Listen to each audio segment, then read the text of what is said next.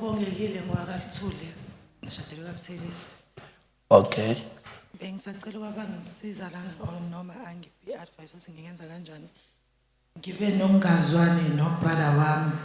Manje bengicela ubaba ngisiza ngiphi advice ukuthi ngingenza kanjani ukuze kube khona ukuzwana nokubonisana kahle. Nokuthi okunye nginenkinga yenhliziyo ebukhuni esayidini lomndeni kababa wami.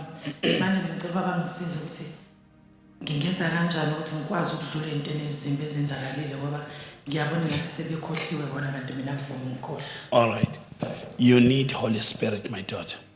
Yebo. And udinga isandla sikamoya ngcwele very urgent now. DinguNkulunkulu. Yebo. La ubambeke khona kuumusa ukuthi wena uyakwazi ukudiscover ukuthi ubambeke khona. Musa.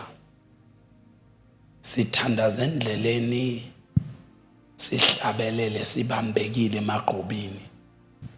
Sibambeke ebunzimeni benzondo. Sibambekile kungadluli nentweni. But umoya ongcwele uyena yedwa ozokulekelela. I am going to pray for you. And uNkulunkulu uzoba nawe.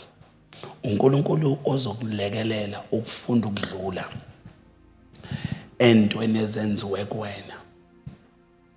Umke waxolela my daughter wafunda ukuxolela usukuzenzela wena ifavor. Usukuzisiza wena.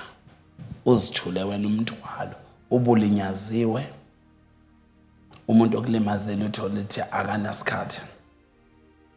Kodwa wena uzenzela ifavor wena spiritual and physical. uNkulunkulu phela ozokulekelela ukungenelela on that. Okay.